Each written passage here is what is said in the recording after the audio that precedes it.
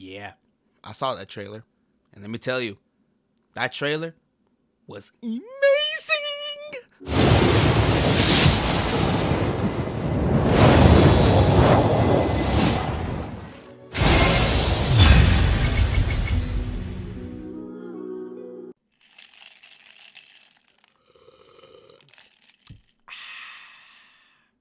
I like the fact that ever since I went back to playing Mortal Kombat, a whole bunch of content is just dropping like crazy for me, and I'm super stoked about it. We got the freaking new story expansion pack that's coming out. Combat Pack 2 is coming out, and on top of that, with Takeda releasing, well, I don't have Takeda yet because I didn't buy the the early access thing.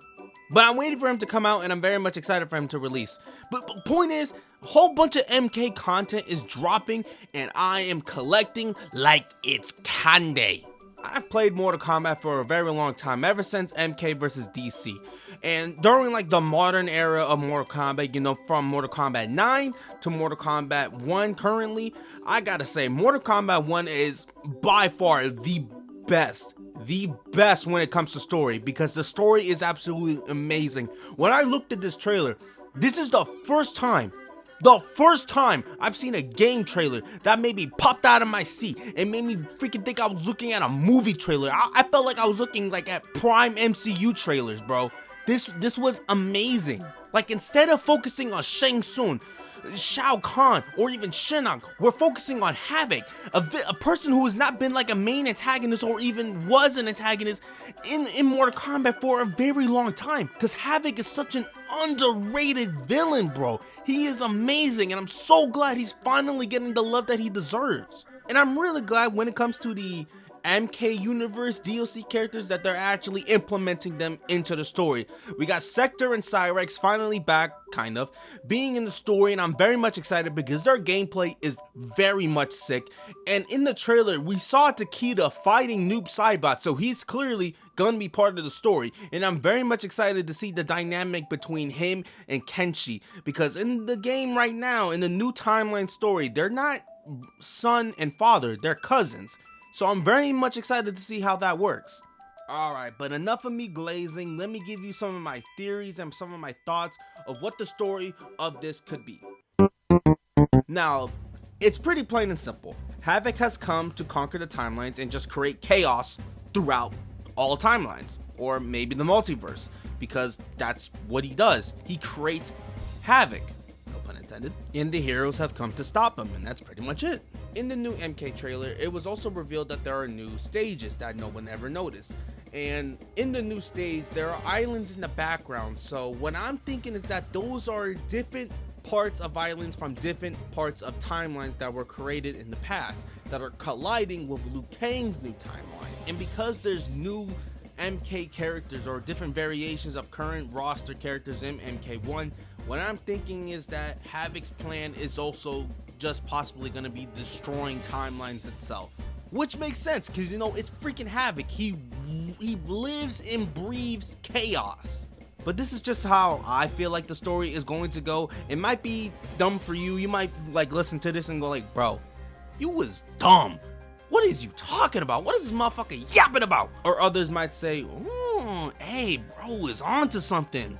I most likely am not, because I don't really do theory videos. I just keep these to myself. But I love MK so much that I had to talk about it, man. Like, I had to make a whole YouTube video about it. I live and breathe MK. But anyway, enough about the story. Let's get back to the glazing part. Let's talk about the DLCs. So, Combat 2 has also been revealed in this MK trailer, obviously being Sector, Cyrex, and Noob Saibot, but also freaking the T-1000, Conan the Barbarian, and freaking Ghostface. Freaking Ghostface of all slasher villains, honestly. I was personally like wishing that it could have been Michael Myers. I was hoping that it would have been Michael Myers instead of Ghostface. But hey, I ain't freaking complaining, because there hasn't been any type of horror movie villain in MK since MKX. So I'm very much stoked about this, bro. So I'm happy about it. I do not care. It's awesome. Ghostface is cool. Very much excited to see how he plays. So we'll see what happens. So Noob Saibot, Sector, and Cyrex, their gameplay pretty much was somewhat revealed during the trailer, so we already know what to kind of expect when their actual trailers are released. So it comes to really how the T-1000, Conan the Barbarian, and how Ghostface will play is what I also really want to talk about. I believe that Ghostface will most likely play like how Injustice 1 and 2 Joker has fought. Because even though Ghostface is pretty much awesome, and I'm very much excited, I don't really see any type of way of how they can make him actually fight. Because there's no other way to really make him fight other than make him fight like Injustice Joker with the knife. But you also gotta keep in mind, Ghostface isn't just one person. Ghostface is a mantle. There are multiple versions of Ghostface. So he could fight like Injustice 1 Joker, or freaking fight like Rambo from MK1, because there's also a military version of Ghostface, so we don't know what to expect with him. But I'm sticking to my theory that he most likely will play like Injustice 1 and 2 Joker. Now, it's not freaking MK unless you add a DLC character from a movie or game that nobody has really heard about or seen in a very long time.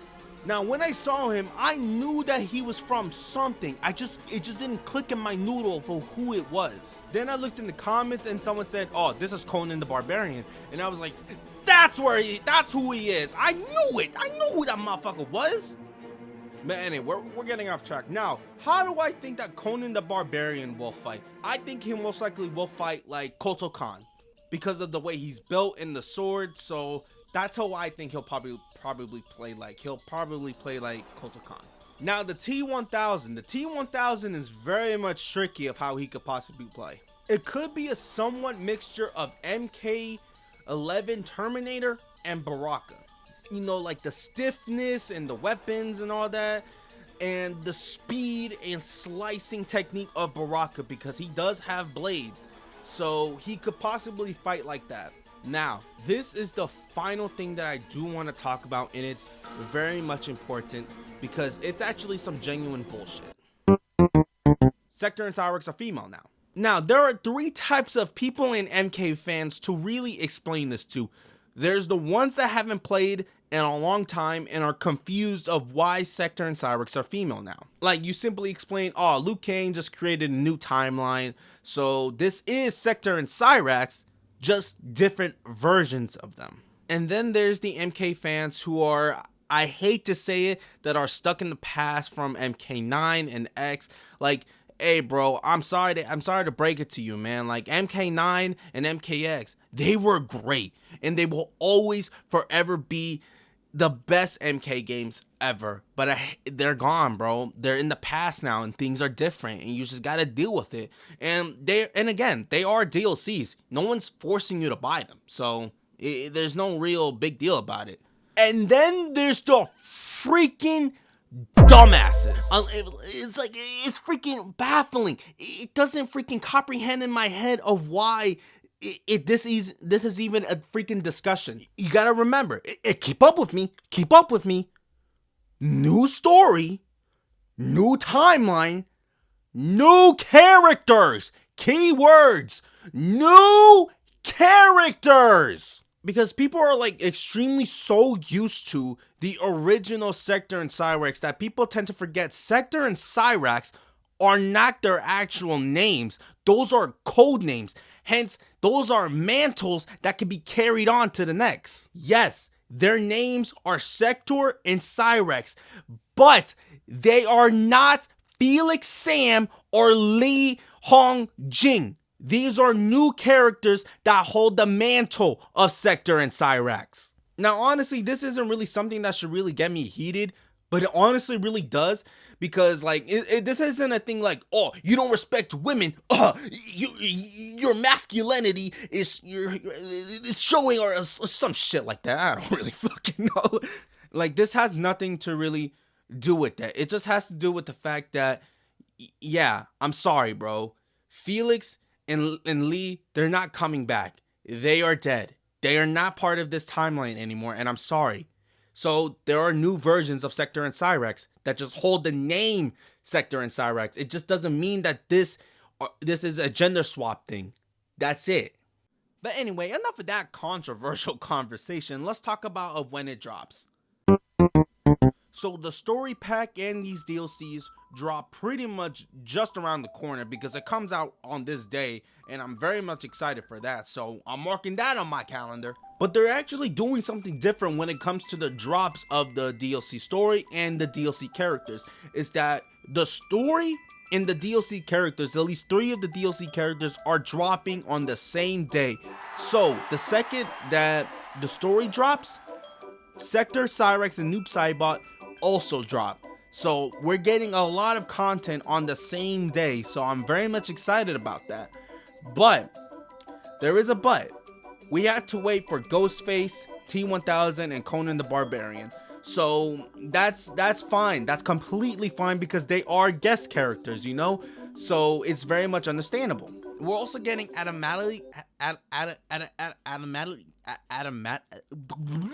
we're also getting animal fatalities back. I'm gonna say it like that because saying it the other way is fucking stupid.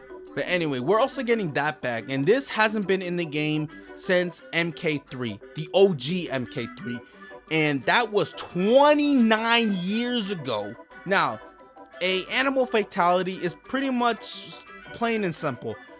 A character from the roster turns into an animal and does a brutal fatality as said animal to kill their opponent. And that's pretty much it. And it's really silly, but it's animals ripping apart other people, and it's free. It's a free update that's also going to be implemented, so it's all good. Now, I know what a lot of people are going to say, like, oh my god, bro is glazing a dead game. Like, just go to Tekken, go to Street Fighter. Listen, bro, y'all saying that like I give a fuck, alright? I am an MK fan. I love Mortal Kombat. I've played Mortal Kombat versus DC. I've played MK9, X, 11, and now I'm playing MK1, and I love it.